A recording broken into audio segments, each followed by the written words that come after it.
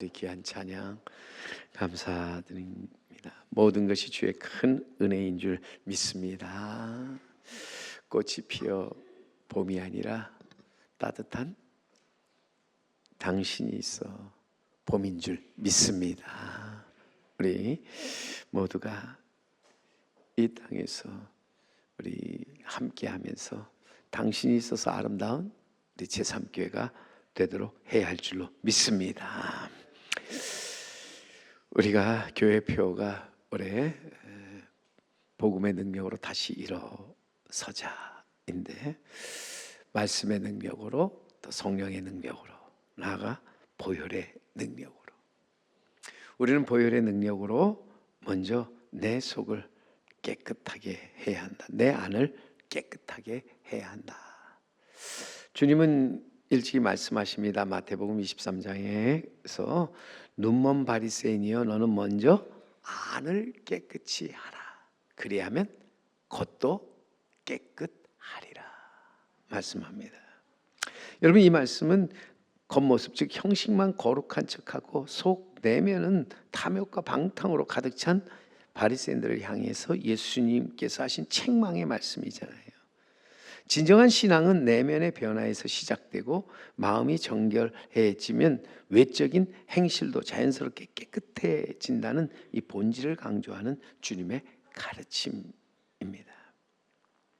여러분, 예레미야 선지자는 외쳤죠. 예레미야 17장 9절에 만물보다 거짓되고 심히 부패한 것이 마음이라. 여러분, 거짓되고 부패한 것이 보이는 것이 아니라 보이지 않는 것이 때때로 더 거짓되고 부패한 것이다. 드러나는 죄보다 드러나지 않은 감추인 죄가 더 추하고 악하다. 우리 모두가 죄인인데 어느 왕이 자신이 아끼던 신하가 실수로 큰 죄를 지어 사형에 처하게 되었습니다. 사형 당일날 왕은 감옥에 찾아갑니다.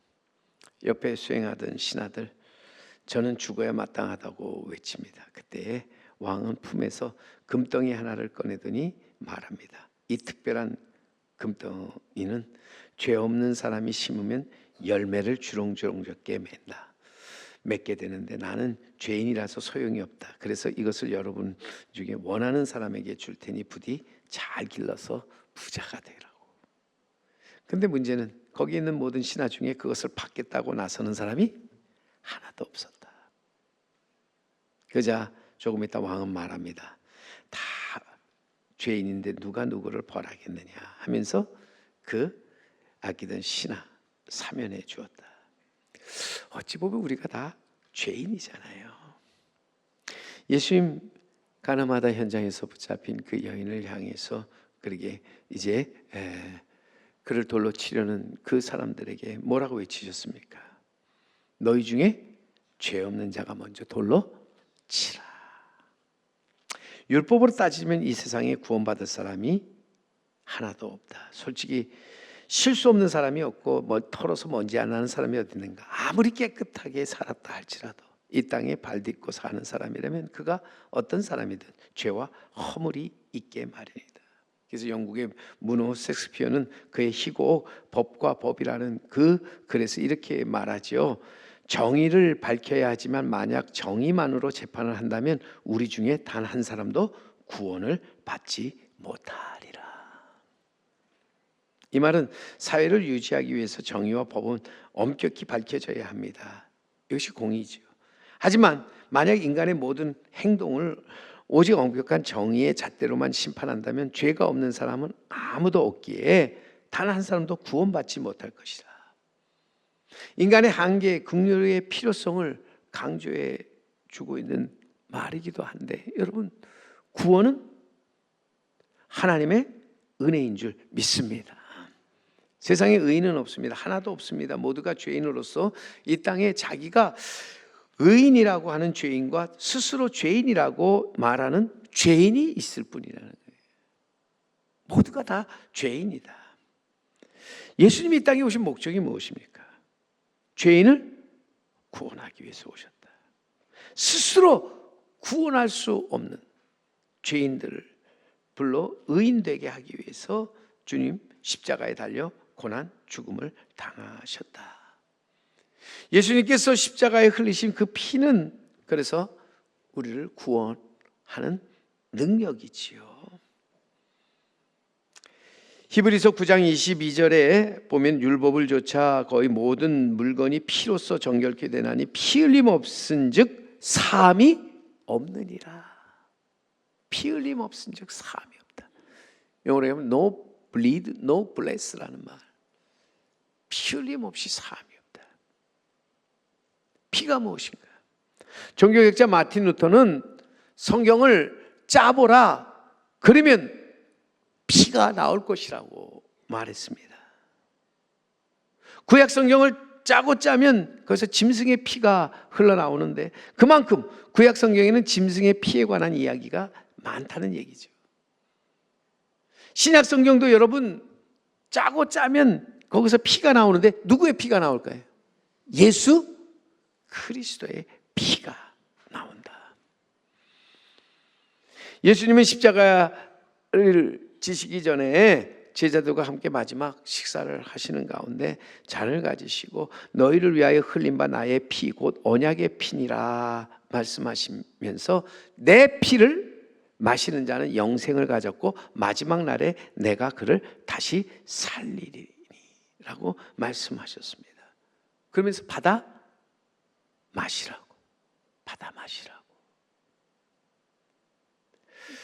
오늘 우리는 우리에게 주신 말씀을 통해서 하나님은 누구신가? 하나님은 빛이시라. 그에게는 어둠이 조금도 없다. 요한은 하나님은 빛이시라 말씀하면서 7절에 보세요. 그가 빛 가운데 계신 것 같이 우리도 빛 가운데 행하면 우리가 서로 사귐이 있고 그 아들 예수의 피가 우리를 모든 죄에서 깨끗하게 하실 것이요 라고 말씀합니다. 하나님 빛으로서. 여러분 여기서 빛, 의와 선을 가리키죠. 하나님 빛으로서 조금 더 이제는 어둠이 없으시다. 어둠은 무엇입니까? 악과 죄를 의미하는 것이에요. 빛이신 하나님 물리적인 빛의 창조자시며 또한 우리가 진리를 볼 수 있도록 우리에게 영적인 빛을 이제는 비추어 주사 우리로 하여금 하나님을 알고 진리를 이해하며 의롭게 살도록 하셨다고 하는 거예요. 우리가 이 빛 가운데 행할 때 우리는 어두운 우리의 죄와 잘못을 포함하여 자기 안에 있는 모든 어두움에 대해서 하나님께 고백하게 한다. 왜요? 빛 가운데 모든 것이 다 드러나기 때문에. 세상의 빛으로 오신 예수님 십자가에 피 흘리시고 그 피로 우리의 모든 죄와 허물을 깨끗하고 정결하게 하사 우리를 구원에 이르게 하셨습니다. 하나님의 영원하신 영광과 아름다움에 이르게 하셨다고 하는 거예요. 그런 점에서 우리는 예수님의 피는 한마디로 은혜요 능력이다. 세상에 하나님께서 주시는 참 빛이다. 분명한 것은 우리가 주님이 십자가에서 흘리신 보혈, 죄사함의 능력으로서 오늘 말씀에도 분명히 우리에게 그 아들 예수의 피가 우리를 모든 죄에서 깨끗하게 하실 것이라. 아멘. 우리는 그리스도 안에서 그의 은혜의 풍성함을 따라 그 피로 말미암아 속량 곧 죄사함을 받은 사람이라고 하는 거예요. 그리고 우리는 죄사함을 받았을 뿐만 아니라 더 나아가서 우리는 주님의 피로써 우리 자신의 모든 것들을 변화시켜 나아가는 삶을 살게 되었습니다. 그런 점에서 주님의 보혈은 죄를 사하는 능력임과 동시에 우리를 변화시키는 능력이라. 우리가 잘 아는 요한 웨슬레, 그는 언제나 담대하게 나아가서 복음을 전하는데 어느 날 밤에 나가서 복음을 전하다가 밤이 깊어지면서 거기서 강도를 만납니다. 강도가 웨슬레의 주머니를 뒤지면서 결국 돈이 없으니까 야 돈이나 좀 가지고 다니라고 핑잔을 하면서 그에게 이제 몇 대 주워받고 돌려보내죠. 웨슬레는 강도에게 외칩니다. 여보시오, 이것을 가져가시오. 다 뒤졌는데 아무것도 없는 그 웨슬레가 이걸 가져가라고. 뭐냐고 묻는 강도에게 예수님의 십자가 보혈이요 라고 외칩니다. 예수님은 당신과 같은 사람을 위해서 십자가에서 피 흘리셨습니다. 강도가 뭐라고 그랬을까요? 웃기지 말라고. 예? 그러면서 비웃으면서 떠나갔죠. 3년 후에 웨슬레 목사가 저녁 예배를 마치고 나오는 성도들과 악수를 하는데 한 남자가 곁에 와서 말합니다. 목사님, 저를 모르시겠습니까? 모르겠는데 누구시죠? 저는 3년 전에 길거리에서 당신이 가진 것을 이제는 강도질하려고 했던 강도였습니다. 그런데 그날 목사님이 저에게 말씀하신 그 보혈의 말씀을 듣고 내내 내 마음속에 보혈이라는 소리가 들려서 할 수 없이, 저도 어쩔 수 없이 이제는 교회를 다니게 되었고 회개하고 성도가 되었노라고. 여러분, 주님의 보혈이 우리를 이렇게 변화시키는 능력이 있다 하는 거예요. 우리를 새롭게 하는 능력이 있습니다. 이 보혈은 저주를 없애고 병을 고치며 우리를 이기고 승리케 한다 하는 것입니다. 그러기에 여러분, 계시록 12장 11절에 가보면은 또 우리 형제들이 어린 양의 피와 자기들이 증언한 말씀으로 그를 이겼으니. 우리를 대적하는 원수들을 우리가 이길 수 있는 것이 무엇인가? 우리가 저주를 없애고 병을 고치고 모든 것을 이기고 승리할 수 있는 비결이 무엇인가? 우리가 여러 시험과 고난과 어려움, 죽음을 이기고 승리할 수 있는 길이 무엇인가 할 때 한마디로 얘기하면 보혈의 능력인 줄 믿습니다. 보혈에 대한 말씀인 줄 믿습니다. 오늘도 이 보혈에 대한 말씀이 사람들에게 영생을 얻게 하며 죽은 자를 다시 살릴 뿐만 아니라 우리를 천국에 이르게 한다 하는 것입니다. 그리고 우리가 조금 전에 불렀던 찬송처럼 주의 보혈 능력이 있도다. 아멘. 주의 피 믿으오. 주의 보혈 그 어린 양의 매우 귀중한 피로다. 오늘도 우리가 나가서 우리 안에 이 피가 흘러서 우리는 이 보혈의 능력으로 마음을 깨끗이 할 줄로 믿습니다. 구원을 받고 영생을 얻으며 천국에 이르도록 해야 합니다. 우리가 천국에 들어가는 것이 착한 일을 많이 해서 가는 줄로 착각하는데 아닙니다. 성경을 보세요. 모든 사람이 죄인이며 행위로 의롭다함을 받을 사람이 한 사람도 없다. 오직 예수님의 피의 공로를 믿음으로써 구원을 받고 영생을 얻으며 천국에 들어갈 수 있다고 우리에게 증언하고 있다. 우리는 이것을 확실히 믿고 나아가야 할 줄로 믿습니다. 그런데 우리 안에 예수 그리스도의 보혈이 흐르도록 하기 위해서 우리는 무엇을 해야 되는가? 먼저 내가 죄인인 것을 알아야 한다는 거예요. 주님의 보혈이 내 안에 흘러서 내 모든 죄와 내 모든 악을 씻어내도록 하기 위해서 내가 죄인이요, 내가 또한 큰 죄인인 것을 알아야 한다는 거예요. 모르는 것이 문제잖아요. 내가 얼마나 큰 죄인인 것을 깨닫지 못하는 것이 문제라고 하는 거예요. 그래서 다시 한번 여러분, 루터는 말합니다. 죄인에 대한 최종 증거는 그가 자기 죄를 깨닫지 못한다는 것이다. 죄인에 대한 최종 증거가 뭔지 아세요? 자기 죄를 스스로 깨닫지 못하는 거예요. 자기가 하는 일을 알지 못하는 거예요. 오늘도 우리가 살면서 끝까지 내 죄가 무엇인지 모르는 것이 큰일이라는 거예요. 그래서 옛날에 사극에 보면은 외치는 말이 있죠. 내 죄를 내가 알라. 내 죄를 내가 알라. 오늘 말씀해 보세요. 8절에 만일 우리가 죄가 없다고 하면 스스로 속이고 또 진리가 우리 속에 있지 아니할 것이요. 그리고 이어지는 10절 말씀에 만일 우리가 범죄하지 아니하였다 하면 하나님을 거짓말하는 이로 만드는 것이니 또한 그의 말씀이 우리 속에 있지 아니하리라. 죄가 없다고 말하고 우리가 나는 죄를 짓지 아니하였다고 말할 때 이는 하나님을 뭐하는 자를 거짓말하는 이로 만드는 것이다. 그리고 내 속에 진리의 말씀이, 진리의 빛이 없는 것이다. 즉 빛 대신 하나님이 내 안에 거하지 않아서 나는 어둠 속에서 그냥 내가 하는 일이 옳다고 생각하고 살아간다는 거예요. 우리는 먼저 내가 얼마나 큰 죄인임을 알아야 합니다. 그리고 나아가서 주님 앞에서 내 죄를 고백하며 회개해야 한다는 거예요. 회개가 무엇입니까?